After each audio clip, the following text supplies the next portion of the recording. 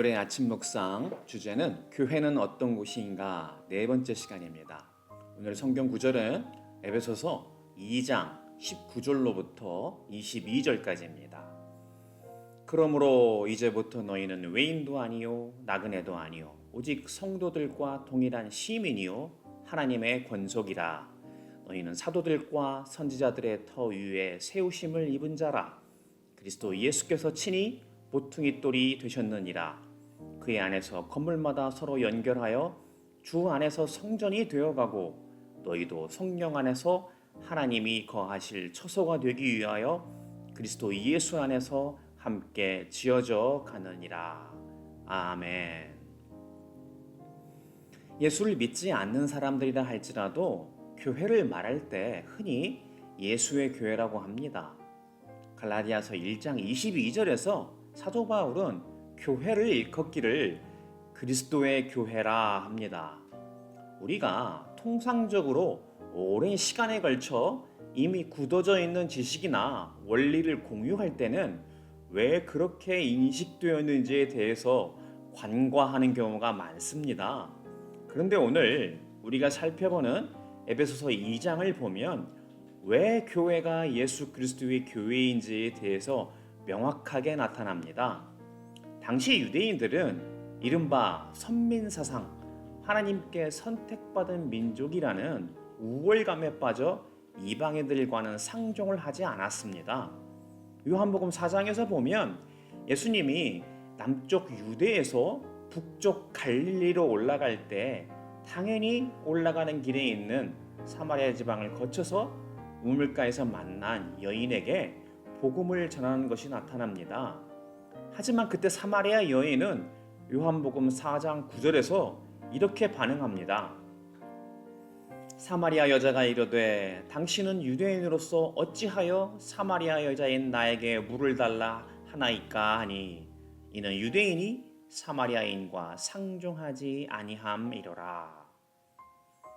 실제로 당시 유대인들은 예수님과 같은 여행 일정이 있다 할지라도 사마리아 지방을 돌아서 가지 절대로 통과하지 않았던 것입니다.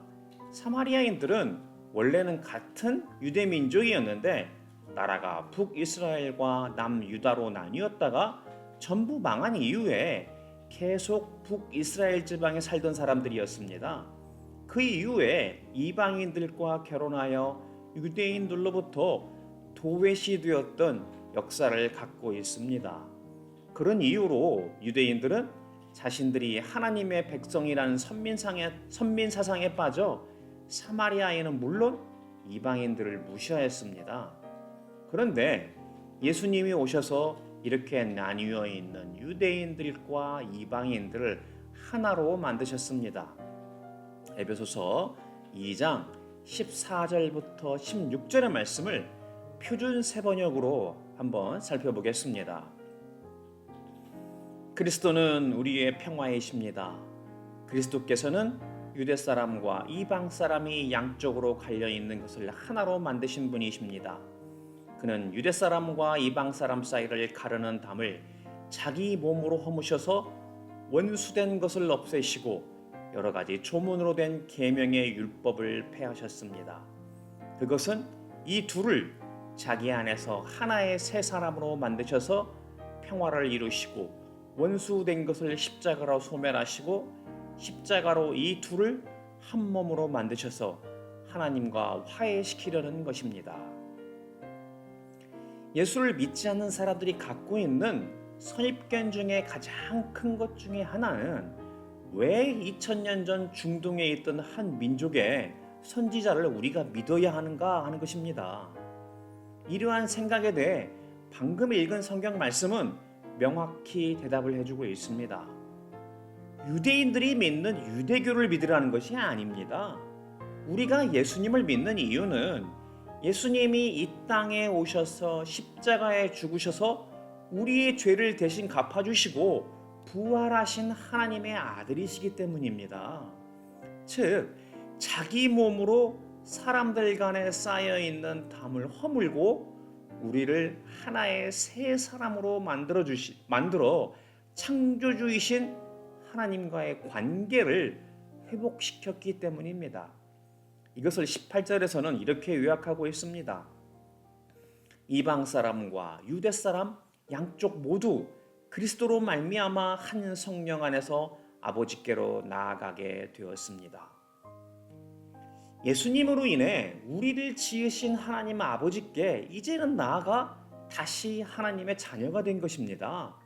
그래서 이어서 나타나는 오늘 주제 본문인 에베소서 2장 19절에서는 우리가 더 이상 외인도 아니요 나그네도 아니요 오직 성도들과 동일한 시민이요 하나님의 권속이라. 결론적으로 이제 우리가 하나님의 가족이 되었다는 것입니다. 그러면서 이후에 20절부터 22절에서 말하기를 우리가 사도들과 선지자들의 터 위에 세우심을 입은 자이고 그리스도 예수께서 친히 모퉁이 돌이 되셨다 합니다. 예수님으로 인해 구원받은 우리를 교회라는 건물로 비유하고 있습니다. 건물의 토대는 사도들과 선지자입니다. 그리고 예수님은 친히 교회의 모퉁이 돌, 주춧돌, 영어로 코너스톤이 되셨다는 것입니다. 그래서 교회를 예수 그리스도의 교회라 하는 이유입니다. 그리고 우리는 그의 안에서 건물마다 서로 연결하여 주 안에서 성전이 되어가는 것입니다. 되어간다는 것은 현재 진행형을 말합니다.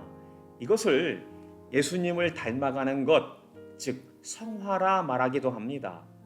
그런데 어떻게 지어져 갑니까? 우리의 모습이 교회라는 건물로 성령 안에서 하나님이 거하실 초소가 되기 위하여 그리스도 예수 안에서 함께 지어져 간다고 합니다. 우리 몸이 하나님이 거하시는 초소일 뿐만 아니라 그렇게 되어가기 위하여 예수님 안에서 함께 교회 공동체의 모습으로 지어져 간다는 뜻입니다. 그래서 결론은 교회밖에 답이 없습니다. 아무리 세상이 타락한 교회를 지탄한다 할지라도 이제 우리는 다시 사도들과 선지자들의 터 위에 예수님을 주춧돌, 모퉁이돌로 다시 교회를 함께 세워가야 합니다. 이것이 바로 하나님이 우리에게 주신 소명이고 예수님이 우리에게 맡기신 대사명입니다. 오늘도 그리스도 예수 안에서 하나님의 처소, 성전으로 지어져가는 복된 지체들이 되기를 예수님의 이름으로 축복합니다. 기도하겠습니다. 하나님 아버지, 우리가 교회를 다닌다 하면서도 그 의미를 모르고 다니거나 아니면 결국 실족하여 교회 공동체에 속하는 것을 외면시했던 어리석음을 용서하여 주시옵소서. 지난 팬데믹 기간에 흐트러져 있던 우리의 모습을 다시 회복하게 하여 주시옵소서. 우리가 사도들과 선지자들의 터 위에 예수님이 주춧돌, 모퉁이돌이 되셔서 세우신 성전임을 잊지 않게 하여 주시고 다시 성령 안에서 하나님이 거하실 처소가 되어 그리스도 예수 안에서 교회의 공동체로 함께 지어져가는 복된 지체들이 되게 하여 주시옵소서. 예수님 이름으로 간절히 기도드립니다. 아멘. 오늘도 주신 말씀으로 묵상하며 기도함으로 하루를 시작하고 세상 가운데에서 승리하는 삶 살 수 있기를 축복합니다.